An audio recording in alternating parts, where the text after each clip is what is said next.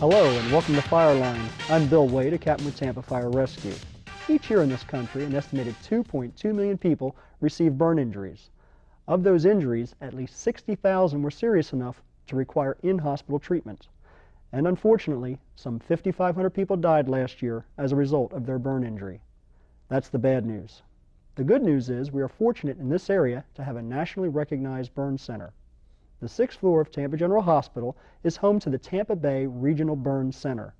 This burn center offers services not only to Tampa Bay citizens, but also receives the severely burned from as far away as the Caribbean islands and South America. Last year, our burn center provided care and treatment for about 300 burn victims. And the real tragedy is that nearly 100 of those injured were children. Here today to discuss burn injury prevention and treatment, as well as a very special burn recovery program, is Lindy Korte from the Tampa Bay Regional Burn Center and paramedic Greg McCarty from Tampa Fire Rescue. Thank you for taking time out of your busy schedule to stop by here today. We appreciate it. Lindy, let me start with you. During the opening dialogue, I mentioned that Tampa Bay Regional Burn Center takes in about 300 severely burned each year.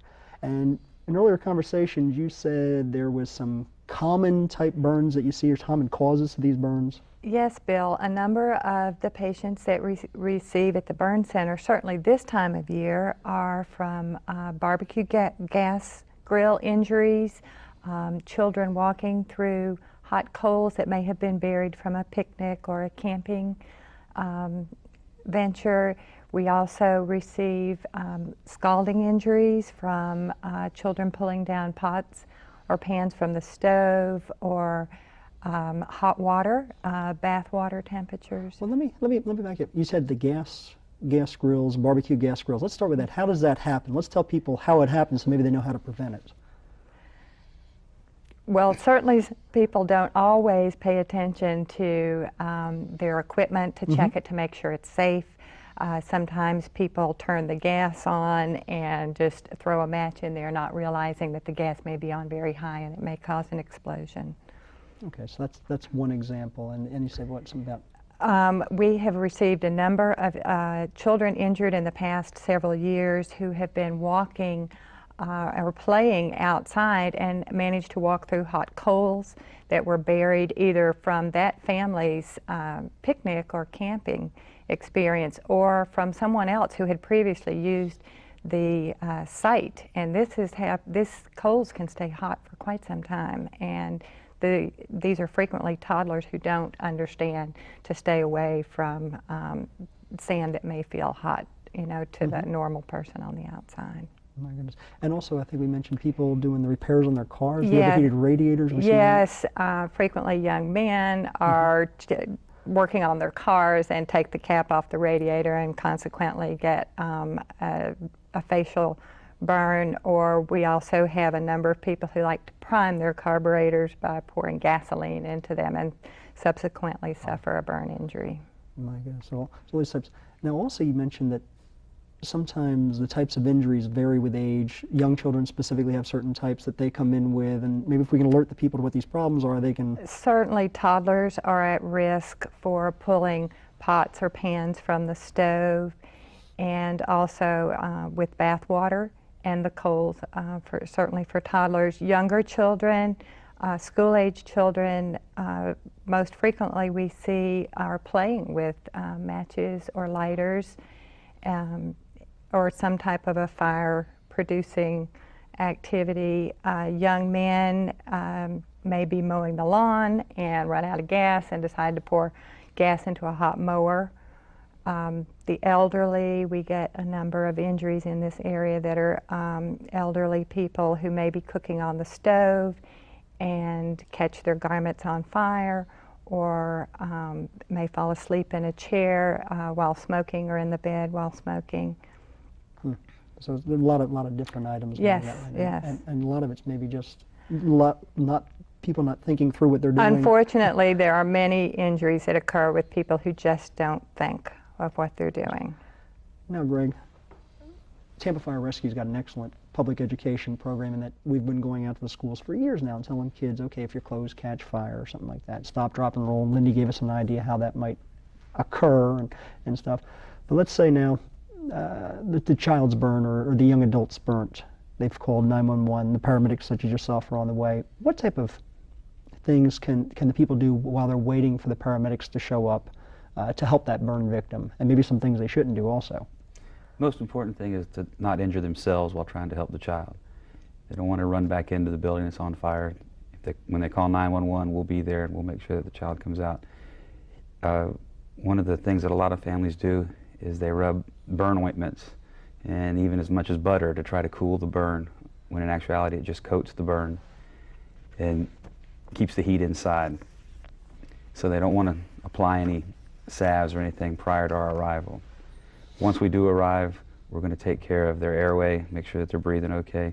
We're going to apply IVs and give them fluids for any fluid loss that they may have, and we'll start cooling the burns down ourselves.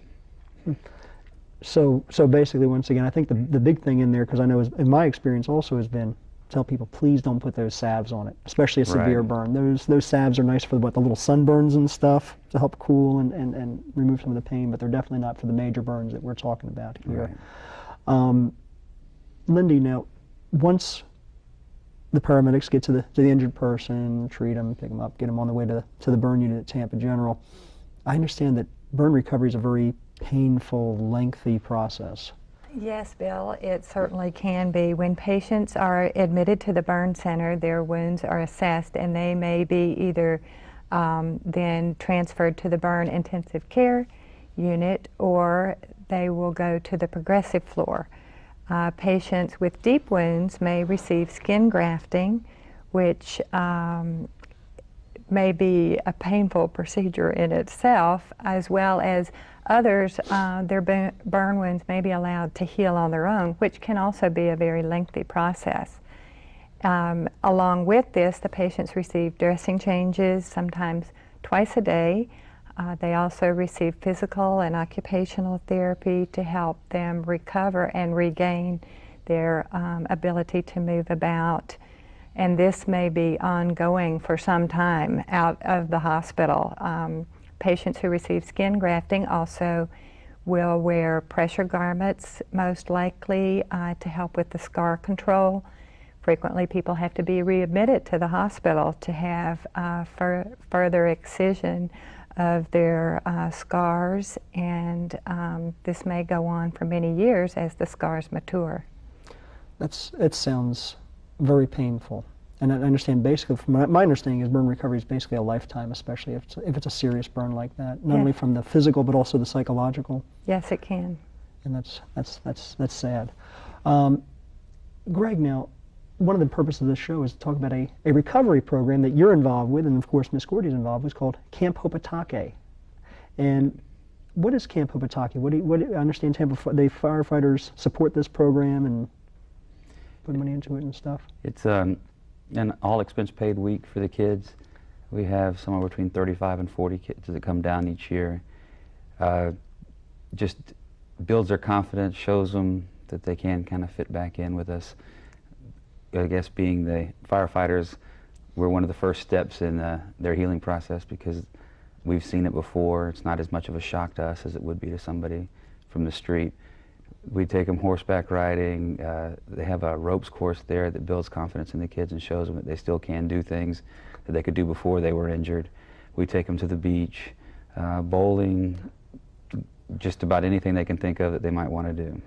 And I think, and then we're going to go ahead and maybe turn our heads towards the monitor that we have here in the studio, and I think we have some videotape from Camp Hopetake. Maybe we can look at that and we can see what some of the young burn survivors are doing. Like, what do we have going on here?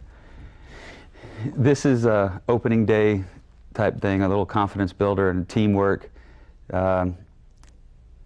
It's difficult. Yes, the objective is to try to pass these loops around without breaking the chain. Oh my goodness.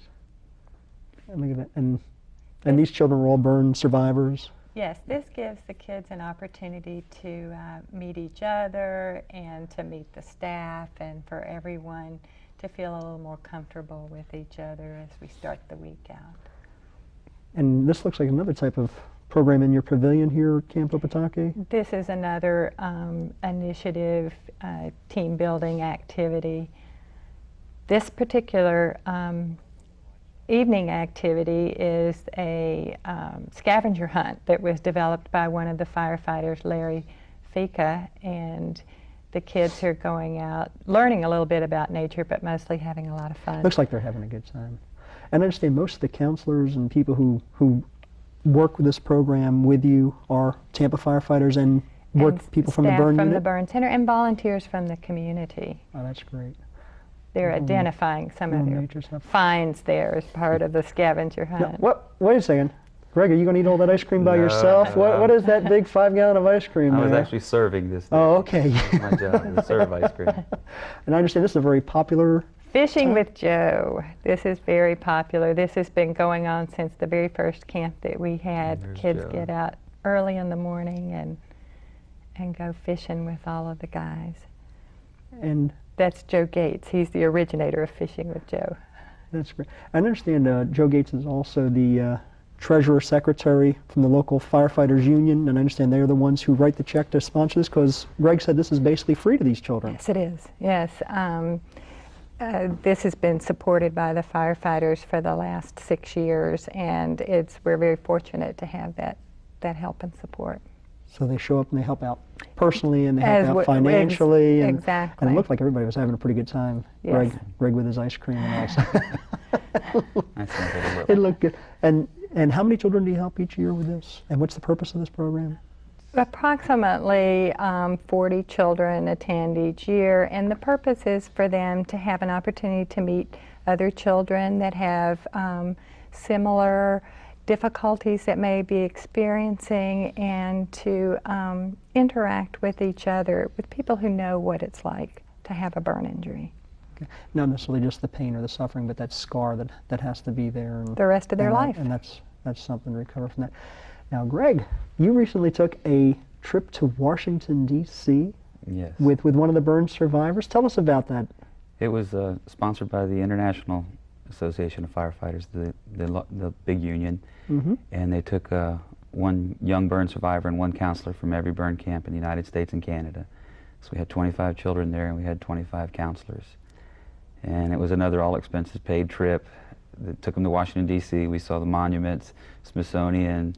Tell us about the Hard Rock Cafe. We all went to the Hard Rock Cafe. How'd that work? That worked out well. Some of the people were a little surprised. They were waiting in line, and 55 of us walked in, went straight through the door, had our own little area reserved for us. Your own VIP service Yeah, at the Hard Rock Cafe. Everyone in got a Washington. T-shirt, and the food was furnished by the Hard Rock. The International Association of Firefighters was nice enough to supply us with a videotape about that trip to show the type of support activity that they gave, and also to introduce a little bit more about burn injury and burn recovery. So we'll go ahead and maybe watch that tape for the next few minutes, and let's see what you guys did on that trip up there. Okay.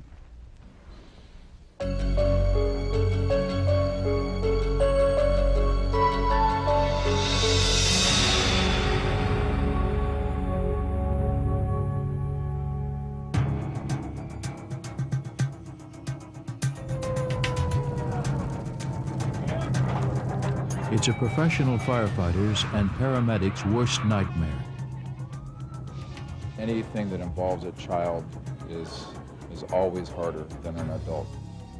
Because children are the most vulnerable. Witnessing their trauma is always difficult. You ask any firefighter and ask them the thing they would like to do the least, and that's to deal with children that have been burned or injured. Okay. You have any trouble breathing? Burns may be the greatest insult that can be inflicted on a child's body. Firefighters know firsthand both the immediate pain and permanence of burn injuries. A lot of people don't realize that when children are burned, they need surgeries, many times after the initial accident, because their skin has to grow, their body's growing, their bones are growing, and a lot of times the area that's been injured does not grow at the same rate. This year, thousands of children will receive serious burn injuries, often life-threatening and sometimes fatal. Those who survive the physical trauma face a childhood that is never the same. Childhood burn survivors are stared at by strangers and isolated by family and friends. While many stand back, firefighters step forward. I think with firefighters you find that the healing process kind of begins with us because we've seen the initial tragedy, and it's not a shock to us when we see them after the scars or the bandages are off. Each year, firefighters raise millions of dollars for local hospital burn centers. The IAFF Burn Foundation is the largest source of charitable support for life-saving burn research. And during rigorous summer camp experiences, IAFF members are there as counselors to support these young people. It's a burn survivor camp. They get to do the things that every other kid gets to do without being stigmatized for what they've been through.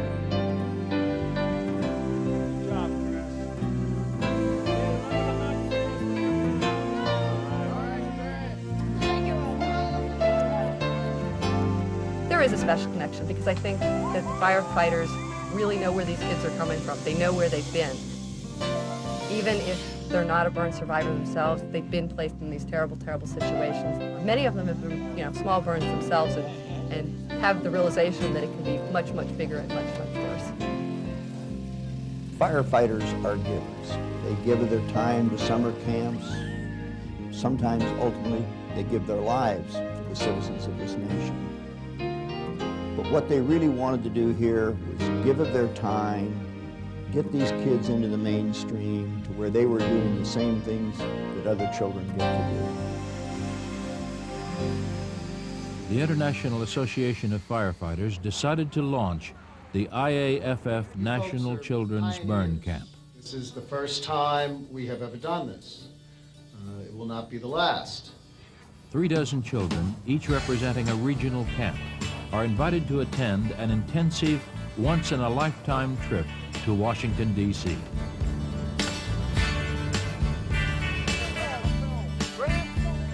Each youngster is accompanied by a firefighter counselor. This one-on-one relationship and the shared experience of other burn survivors can give children the courage to talk about their injuries. That's the first I heard the story. We never talked about it at camp. No. Actually, I've never even seen it because you always had your pants on. Yeah. With the firefighters that come as counselors during the week, they can help us to help that child open up and discuss things that maybe they've never talked about before. Is this graft? That? Yeah. We believe that we should push the envelope and let the child know it's acceptable to talk about it, but they don't have to if they don't want to. There's no feeling there, and all the hair falls. Campers also reach out to each other. Tell them that they're not alone, and if they need to talk, they could talk to someone about it. From words of encouragement to infectious laughter, the IAFF National Children's Burn Camp creates a special place that brings burn survivors and firefighters together. They're fun to hang around with because they're not too strict or anything. Yeah. They try to have fun and everything. Got to talk to a couple firefighters, and that's their reward. Like, that's all they need is just to be hanging out with, making us happy. The IAFF National Children's Burn Camp and these exuberant ambassadors to Washington help to raise awareness about burn injuries through the local and national news media. The IAFF is one of the largest funding organizations for all these camps. It's real important that the nation knows exactly what all these firefighters are doing for these kids. For too long, burn survivors have lived in the shadows, their faces hidden from people who choose to stare at them, then look away. What we really hope is that we can have more children come and to ensure that they have a good time while they're here and to make sure that they go back and tell their communities, tell their families, schools, what took place here. And then just maybe the community might understand about these burn survivors, and maybe they'll start reaching out to them with some other activities within their own communities. Nothing's really different about being burned, not being burned, except for some scarring, and there's no really difference. I mean, if you look into their heart, everybody's the same. We'll be going back out in the field day-to-day, part of our jobs, dealing with everything that we do, and it's going to be so much easier now. Think of all the hearts that I've met here, and all the kids that that are much bigger than all of us firefighters. This year, several thousand more young people will suffer the trauma of a burn injury. The IAFF Burn Foundation and the Firefighters National Children's Burn Camp are helping them to live and become survivors. The generous gifts of individuals, labor organizations, and corporations help this dream camp come true for dozens of children. But keeping this camp and its innovative programs alive will take your support. It too is a risk worth taking. It's the most perfect definition of unconditional love you'll ever see. That's it. Contributions can be sent to the IAFF Burn Foundation, 1750 New York Avenue Northwest, Washington, D.C. 20006. For more information, call the International Association of Firefighters, 202-737-8484. And on a local level, if you're interested in helping out with these burn camps, you can contact Lindy Korte at the address shown on your screen, or give her a call. You'll probably get her voicemail, but give it a try and let her know that you're interested in helping out, and she'll be glad to get back a hold of you as soon as she can. Back to you, Greg. We saw you in that video there a couple of times, a little bit longer in the hair area and stuff, but I understand Jason, the young burn survivor that you went up to Washington, D.C. with, never had been to Washington before? No, it was his first time, so a lot of things were pretty amazing to him. The Smithsonian, seeing all the different airplanes that as a kid you only hear about, and they have them hanging there for you to look at. You can touch some of the different objects there. And you mentioned one of the groups there that had the bicycles and all with the big banner. They bicycled across the country from Yes, they were raising money for their burn center out in Sacramento, California, and they rode coast to coast from Sacramento, California to Washington, D.C. It's 3,000 miles. They rode it in 35 days. Wow. That's terrific. And then you said the kids also, we saw the water games, and they got to go up in fire trucks and helicopters. What else? What other things? We had a picnic one day at Arlington County Fire Department. The firefighters sponsored the picnic. They barbecued for us, furnished all the food, had a DJ there, put on events for the kids. They took them up in the tower truck so they could look around the city, landed a helicopter in there so they could look at that. We had an extrication demonstration where they took one of the children and put him in the car and showed him what it was like if you were in an accident, and they cut the car all up for him. They showed one of the arson dogs. When we first showed up, they pulled one of the children aside and put a drop of gas on his shoes. Oh, and then later on they brought the arson dog out, and the dog ran through the crowd and found the one that had the gas on him. Next to this station is a public rec center.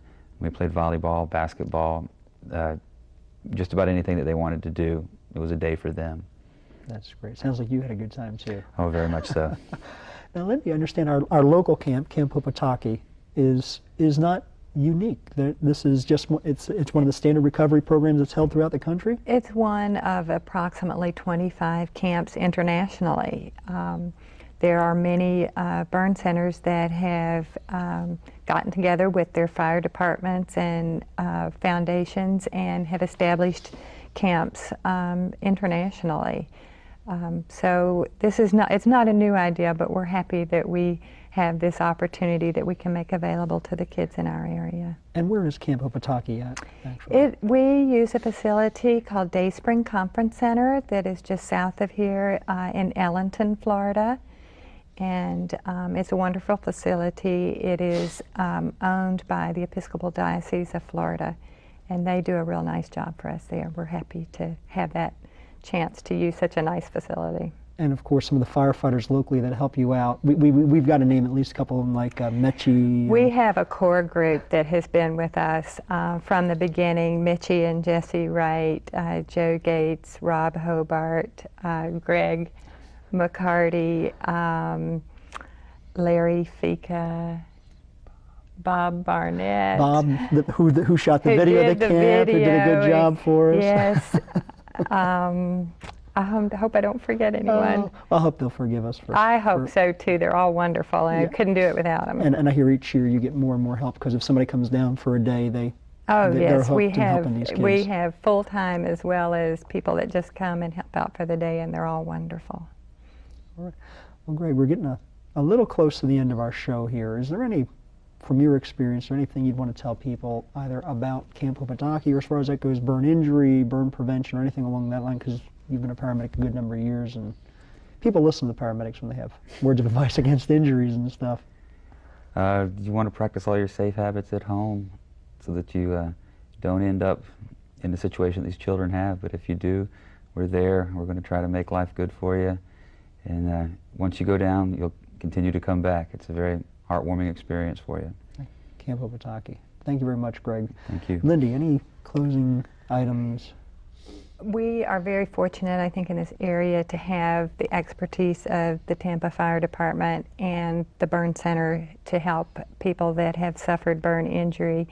But everyone needs to remember that these burn scars are there for a lifetime, and these are the types of things that we try and help kids with. And we hope that that this program does something to help the children from this area.